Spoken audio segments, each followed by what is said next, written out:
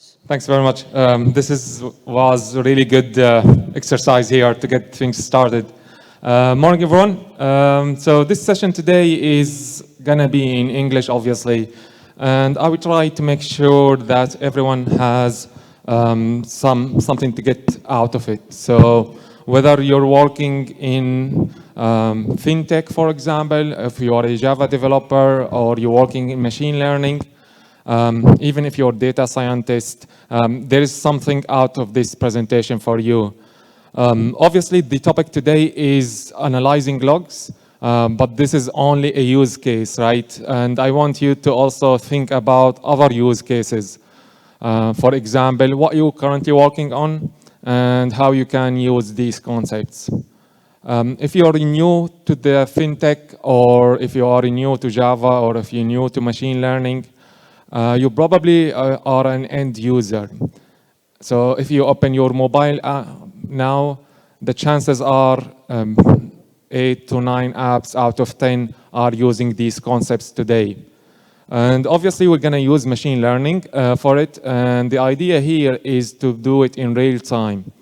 My name is Fawaz Ghali. I lead DevRel at a company called Hazecast, and I'm principal data science architect. So I've spent quite a lot of time in this area, and essentially when you take your machine learning model from training and you put it into production, and of course at scale, this is exact use case we're gonna talk about today. So just to get things started, anyone recognize these guys on the screen here, or where I came from? Go on. Yes? Liverpool, yes, that's correct. So I came from Liverpool, thanks. I flew yesterday here, and essentially it doesn't give you a full picture, right? And every time you hear about a solution, it is really hard to understand the use case. And if you want to know exactly how you use it, you need to apply context to it. And the chances are here, most of applications you heard of, or you're working on, or you had work on, didn't use context within it. And obviously, those who work in databases understand what many-to-many relationship. So we're gonna focus on this type of applications because these are mission-critical applications. And another question here for you, do you know how long it takes for Formula One car to accelerate between 0 to 60 miles per hour? Any guesses? 2 seconds. Any other guesses? Say again? 1.5. Yes, we're getting close. Yeah? 1.2. So the actual answer, so the average is 2.5. And I wanted to have this question on the screen here today because I want you to understand about it not in seconds. So the answer is not 2 seconds, it's not 1 second, or even not 3 seconds, it's 2.5, or in some cases 1.5. So the answer itself isn't important. What is important is the 0.0, and this is basically where we're talking about sub-milliseconds applications. These type of applications are mission critical, which means yesterday, for example, was a Black Friday. I was just having discussion about Black Friday. And this is exact use case for this type of application. So if your application works on average number of events per day or per week, say 2,000 events per day, what happens if you have influx in your data? For example, 10 times more. Now you might be wondering what type of use cases require to use real time in it, and why we need to analyze logs in real time. Why we can't just write logs, store it into database or a file system, and then load it back again into memory and analyze it. And the answer is essentially everywhere. So if you look at it, if you do online banking, for example, they use real time in it. If you use online shopping, for example, again, real-time applications and analyzing logs is part of these type of applications. Fraud, for example, is another example where companies, banks, and fintech try to detect fraud in real time. which means exact moment you're doing the transaction. And obviously here we're talking about Java applications, so we're gonna see when does your application fail and why it fails. So most of us here analyze logs in a traditional way, which is fine if you deal with batch data, but it is not fine if you want to work with the real-time data. So there is a concept I want you to understand, and I hope you take this into your use cases or your studies, whatever you do. It's called time decay. In simple terms, in plain English, it's essentially you lose value for the information you have as long as you wait. So the longer you wait on the data, the less value it has. So if I ask you now, what did you do yesterday? You might be able to answer this question. If I ask you, for example, what you did last week, you might be able, but if I ask you what you did last month or last year or last 5 years, obviously you're gonna struggle with the answer. Why? Because the information itself, even if it's the same action or same event, has less value. So we want to be able to process the data as soon as we receive it. So here we distinguish between two actions. So most of us are living in the batch data analysis or delayed actions. Now, delayed action means you ingest your data into your application, you read it, you store it into database, and then you load it back into your application, you do some kind of processing, and then you do some kind of visualization or results. And what we're saying is it is not the right way to analyze data in real time. Essentially, you need to use instant actions, which means we want to increase the value of the information we have. And obviously, at the same time, we need to apply machine learning in real time.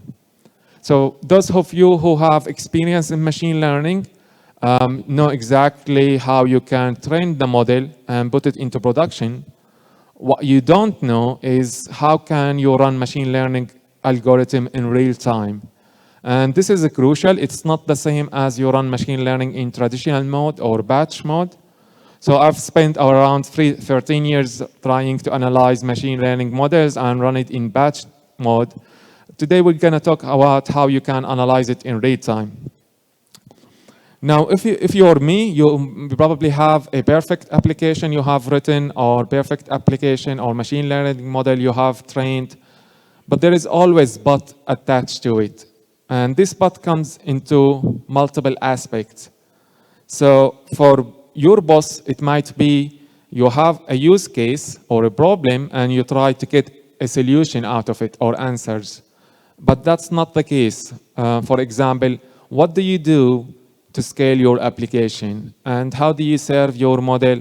And most importantly, how you can actually monitor it. So we're going to talk about monitoring applications in real time using log messages. And this is not easy procedure here.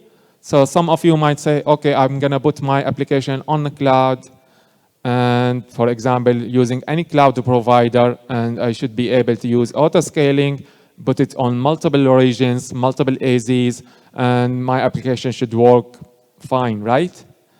And if you tried to do some online shopping yesterday, that wasn't the case, even for big online retailers. So for example, some big companies struggled yesterday with their customers and banks. I'm not going to mention names because this talk is being recorded, but feel free to check it out yourself. So Google, for example, Black Friday, customer satisfaction, and so on. You will see how many results yesterday happened in real time. And the problem, even if they had auto-scaling in place with multiple regions and multiple AZs, applications will fail. So hopefully by now you understand the concept here. We're going to work with two different types of data. So real-time data means you ingest the data and process it before you store it into database, and historical data, which is batch data, we all know, right? But let me repeat back again the new data, what it means. We want to be able to process the data before we store it into database.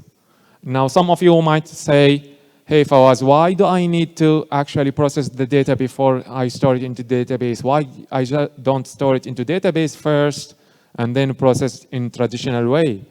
And the answer is simply in latency. So we want to minimize latency as much as possible for these type of applications. Now, there are multiple ways to apply these solutions. So I'm going to provide you with one way.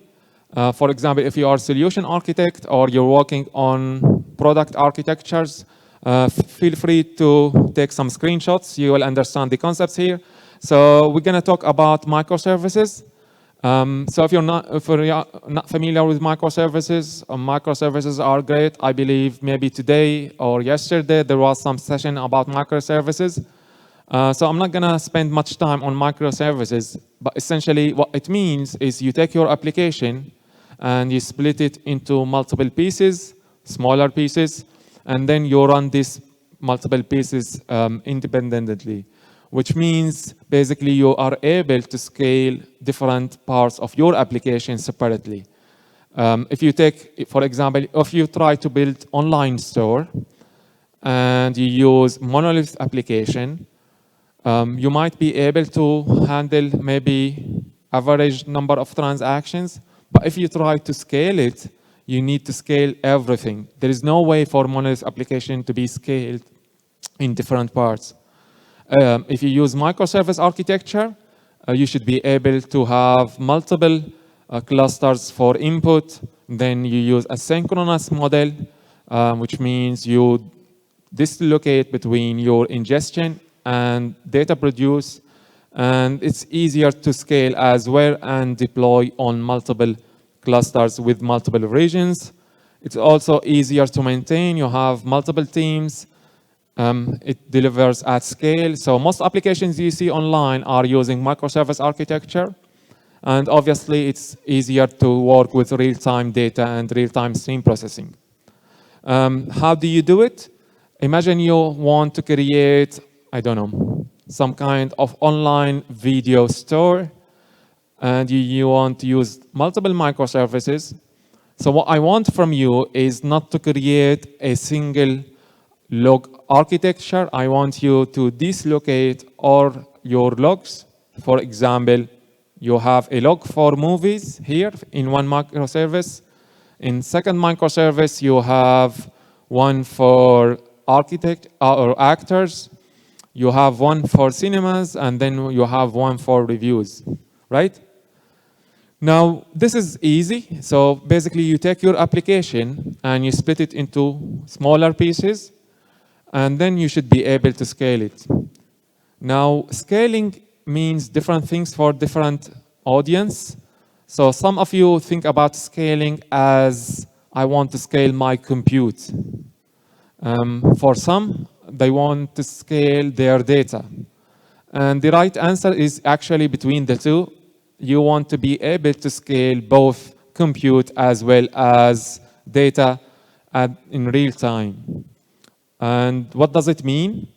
If you have two microservices in two data centers, so for example, one data center in the UK and one data center here in Greece, you want to store your microservices related to your data in the same data center.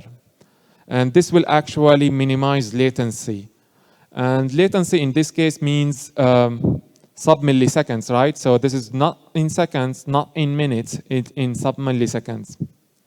So some of you heard of Kafka before. Kafka is great as messaging delivery. So you move your data from A to B. But it doesn't help you when you want to write and do stream processing at scale. So let's just take this example. Imagine I want to get some money out of my card, and I want you to write application for it, right? And obviously, we want to analyze logs in real time in multiple stages. So these stages are, first stage, we want to ingest the data. So as soon as I swipe my card, actually, I have card details.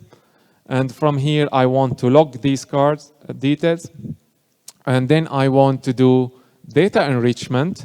So where is this person is from, for example, what their credit score, how many transactions have they done last week, and so on. And we want to be able to do feature engineering in real time in order to create the machine learning model and get the answer if there is a fraud or not.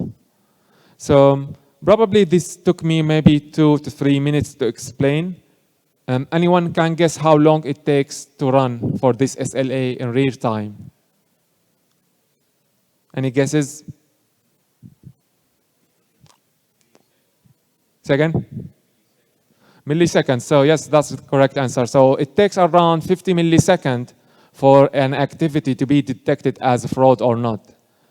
So by the time I say fraud, it's already been detected, right? So yesterday there were some issues in banks in general because of Black Friday and so on. And if you try to analyze their logs, for example, in real time, it is a problem to provide answer in sub-milliseconds, which is like 50 milliseconds or even 100 milliseconds.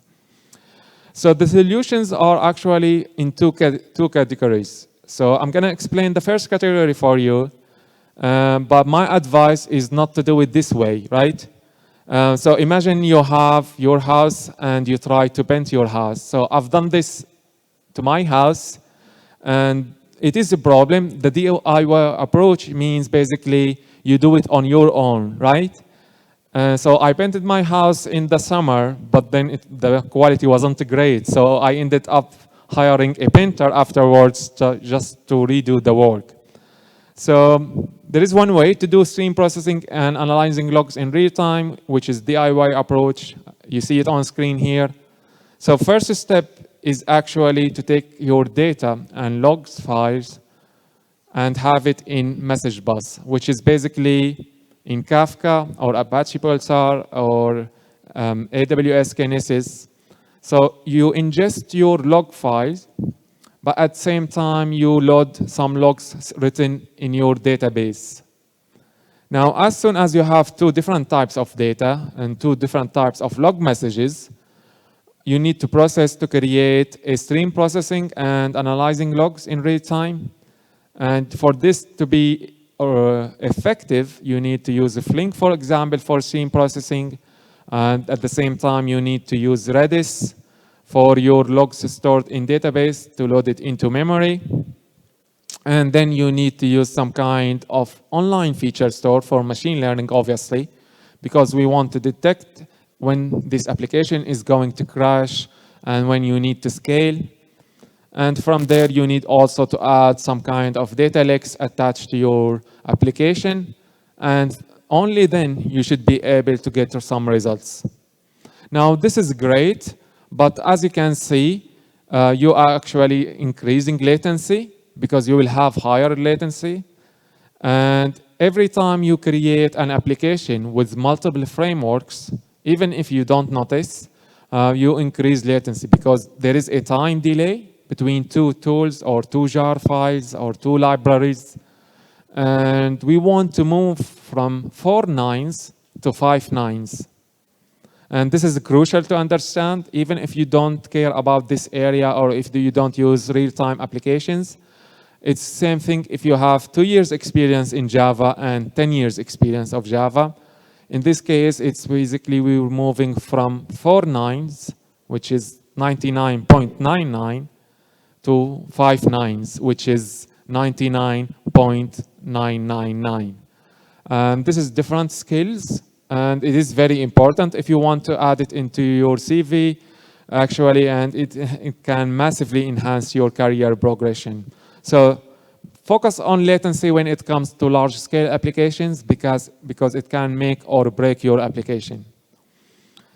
So that's good, but also if you, for example, how long it takes for a framework you need to learn, and if you have multiple teams, how you can organize the workload between the teams.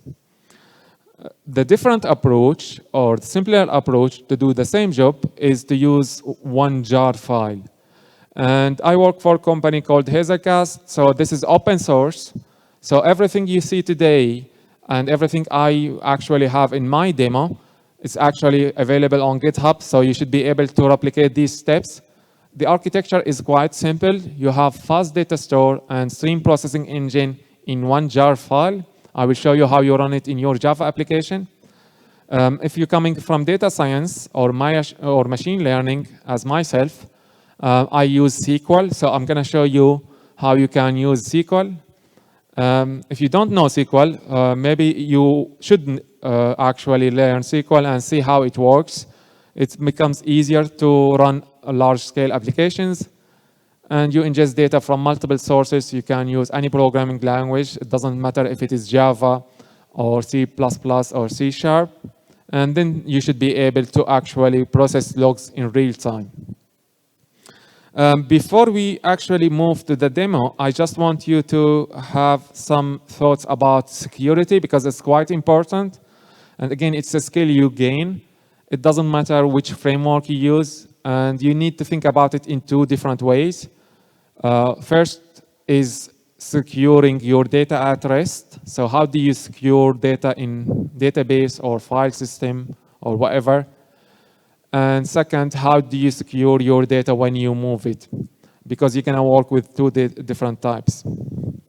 Now for the demo, what I'm going to show you is how you can do the demo in real time. So there are three options to run it. So first option is to have your logs stored in Kafka. I will show you how you can write it. And then you can have your microservices in the app server as intermediate layer. This is where your business logic is. And then you have the fast data store and map structure. Second way is to move the stream processing into the app server, but you keep the microservice for business logic separate, and you can still connect to your maps. And the third option is to actually do the combination between the two. It's hard to actually, move to third option straight away. So my advice is take it step by step. Take your application, split it into smaller pieces, smaller microservices, have different log mechanism for each microservice, and then, and only then, you can do the real-time log analysis using machine learning. Now, in order to use machine learning, there is a concept called vector databases. Just raise your hand. How many of you heard of vector databases? Just to see. Great. Yeah. So vector databases are obviously databases, but they have a problem. Essentially, you encode your data. So you have a video, you encode it. You have a text, you encode it. Basically, you present it in digital format, numbers, or even you have some kind of images. The idea is to speed up this search. So for example, those who use ChatGPT know basically you can connect it to actual vector database, but vector databases in general, they don't have context, they lack context, and also they lack many-to-many relationship. So this is a solution. You see it on screen using a vector database, obviously with microservices, and obviously every time you connect a log messaging mechanism. So you encode your movies, you do the search, and you encode the search, and then you do cosine similarity. So how to close these two vectors, which works fine, nothing wrong in it, but there is no way to know the context of it. If you want to know the context, sorry, this one, you need to basically add into it some kind of architecture which allows you to load contextual data or historical data into place. You load it into memory, and from there you can actually have the same solution for vector databases, but using the real-time machine learning with stream processing. Okay, so let's move to the demo today and discuss how we can achieve it. So those who are interested in this type of solutions, even if you want to try it, take a screenshot of this architecture. It can help you to, regardless which tool you use or which framework, essentially you need to load real-time data in some kind of messaging service. Could be Kafka, could be Apache Pulsar. You ingest your log messages in real time into your platform, into your architecture, but at the same time, you ingest log files from file system into the same architecture, but different map. and only then you can process the data as a combined data between real-time analogs and batch analog files. So let's just discuss an example about it. Say, for example, you have application which write log messages, and these log messages are stored into your hard disk, right? This is how logs work, right? So you read the log message, you have a level of warning in it, so it could be information, could be warning, could be error, and so on. Usually, you don't have a real-time mechanism attached to it. So you read your log files, you store it onto your hard disk. Now, of course, if you want to analyze it, what you do is you read these log files in order to understand, who accessed your application, where is the bottleneck, and if you want to increase memory or if you want to increase CPU. So this is from one side. The other side is how you can actually analyze logs in real time. So if you receive a log message now, what does it mean? Do you actually know what it means if you received a warning message to your application in this very moment? The answer, obviously not. You don't know what's happened. You don't know even the context of it. So you need to provide context to the most recent log message in order to understand. So to run it, what you need is, obviously you need a cluster to run it. So I'm using my laptop today. I'm gonna switch screens and hopefully you can follow along. So this is my IntelliJ here. And hopefully the font size is good to see. So in IntelliJ you need a POM file. So for your use case, keep your application as is. Don't change your application. You just need to add a jar file into it. In this case, I'm using Hazelcast, but obviously you don't need to use Hazelcast. You can use any stream processing engine with fast data store, but you will end up with having multiple jars, and obviously you're gonna spend more time. Now, for my log messages, I'm gonna use Kafka. So Kafka is actually running in real time now on this machine. So let's just generate some events here. So I'm gonna increase the size here. So these events are not coming from database. They're not coming from for loop.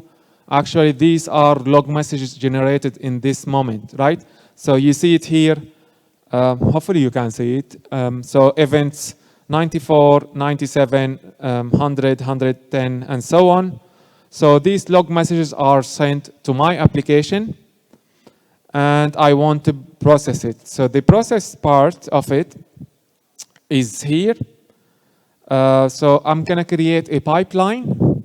Pipeline, those who here work with Java and know what Java Lambda function is. Not AWS Lambda, Java Lambda.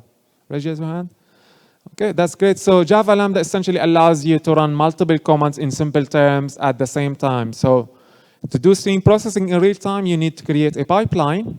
And this pipeline should have multiple stages. And these multiple stages actually can allow you to ingest the data, apply windowing.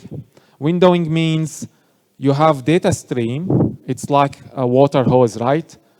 You actually have stream. Maybe you don't know when it started, but definitely you don't know where it ends. So what you can do is on the data stream, on your log messages, to apply window. Window means you apply window size, say 100 log messages, and then you shift it or you slide it. So here you can see I'm applying timestamp, and on this window, I'm saying I want to have a sliding window so I am able to process the data in different stages. And if I want to process it, I'm just doing counting here. So if I run it now, hopefully you can see results. So this tells you how many log messages your application is receiving in real time. So you can see 3, 7, 9, 5, 4, 3, 7, and so on, 18, and so on. So this is not coming from database, and it's not fake. And it's not a for loop. It's actually, you have data stream of log messages, and we're doing counting how many log messages per second. Now, this is part of stream processing, and this is what most real-time applications are actually working. So they try to do some kind of counting or aggregation to understand what's going on with their application in real time. Today, we're saying that's not the right way to do it. The right way is to apply context to it. So for example, yesterday, if you have an online store, you're selling, I don't know, laptops, and this online store has 10 times more visitors. For example, you usually have 1,000 and you receive 10,000, and your application stopped or freezed.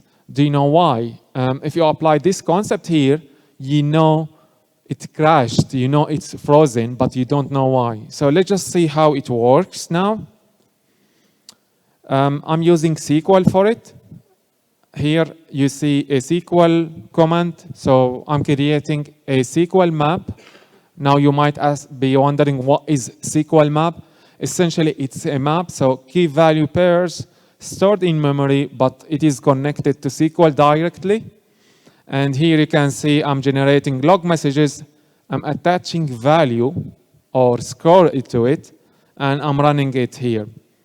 So if I want to check just log messages from event 2, don't forget I have Kafka running on these small screens. But on the large screen here, if I want to analyze it in real time, you can see now I type in SQL command here. I say, give me events for where there is a score and level attached to it for event 2. If I run it now, you see results on the screen.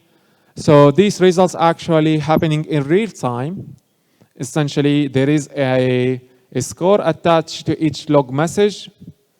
If I stop it, you might assume that this is stopped here, but if I run it back again, it is still working. So the actual messages are generated in real time. And from here, you can actually do the data enrichment for your log messages. So to do it, I have a attached level into it. So I have a different map. Again, this is SQL code. So I have 3 features attached: blue, red, and green.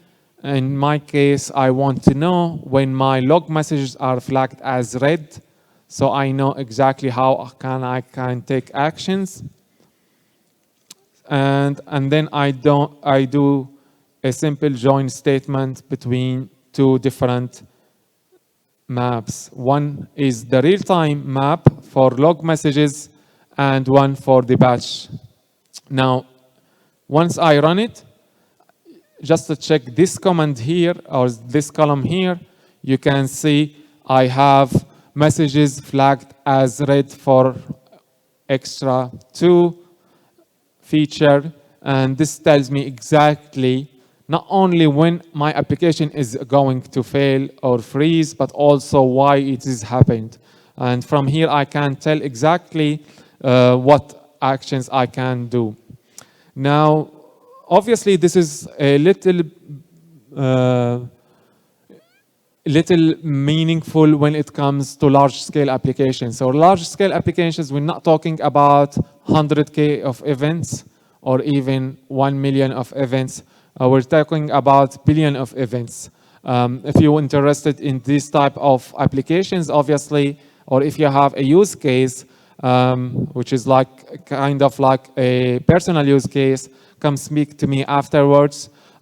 Essentially, what you can take out of it is applying stream processing to your logs, but it doesn't have to be logs. It can be any type of application. So for example, fraud detection, payment processing, or even if you want to scale application in real time. And obviously at this point, you might also wondering what is the best machine learning model to use. There are a couple of ways to actually do with machine learning.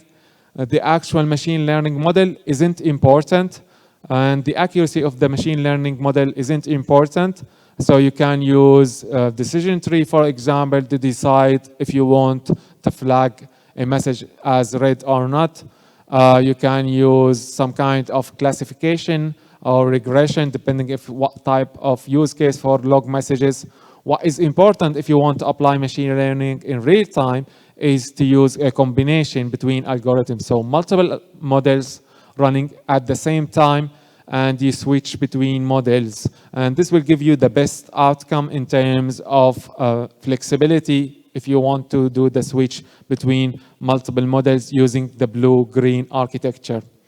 So at this point, I want you we go back to the actual presentation here. So in your case, what you need to do is, if you want to work with real-time applications and use machine learning in real time, you need some kind of infrastructure which allows you to run a cluster with multiple nodes. You can run it on the cloud or on your laptop if you want.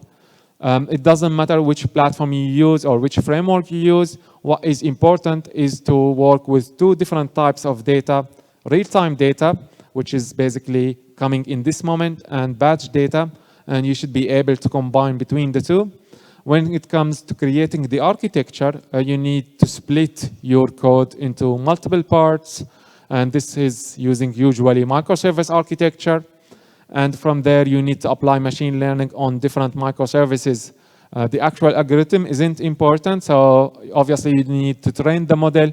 But as soon as you take your model into production, make sure you can and you should have the option to switch models or change your model or even update the settings of your model in real time without taking your application down. So you need to keep your application running when you do the switch. That's why when sometimes you open your favorite social network on your mobile and at the same time you access your account on your laptop, you get different feed.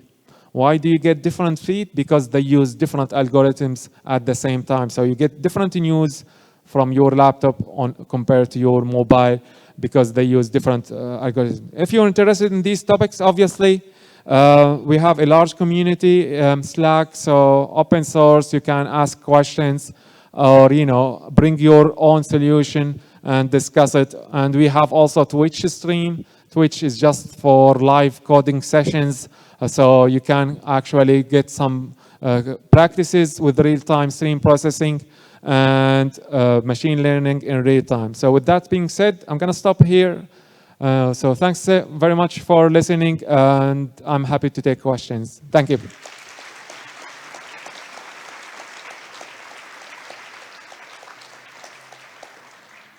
So questions here. Yeah.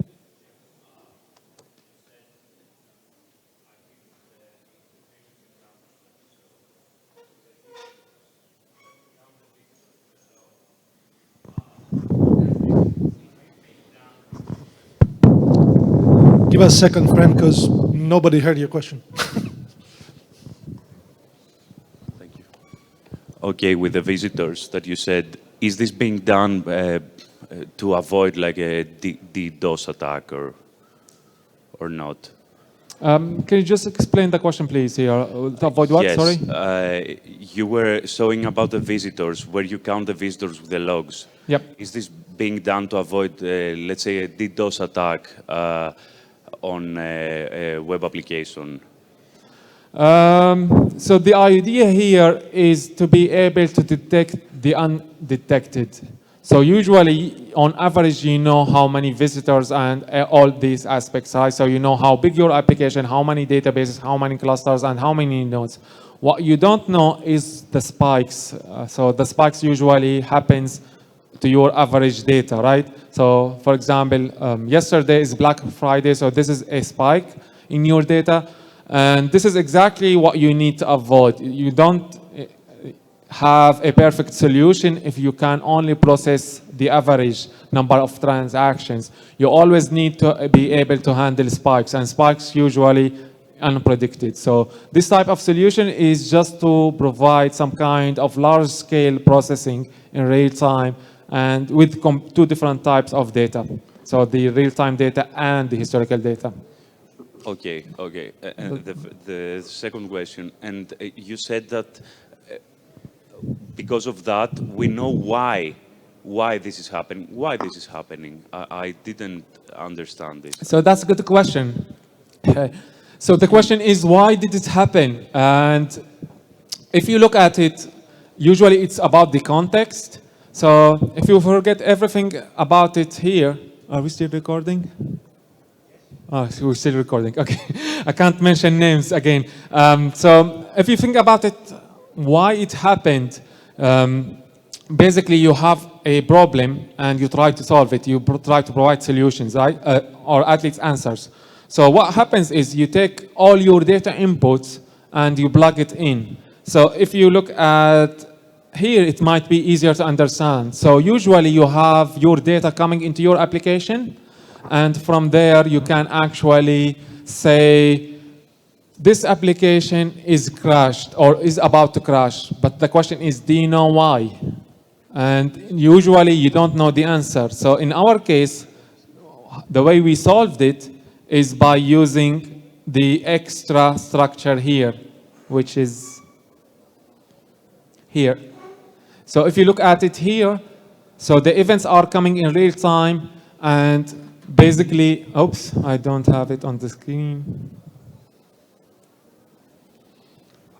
So here, so these events is exactly here. So I have some data coming in real time, which is select events, right? So now the question is why it happened is when I try to add the context. So the context can tell me.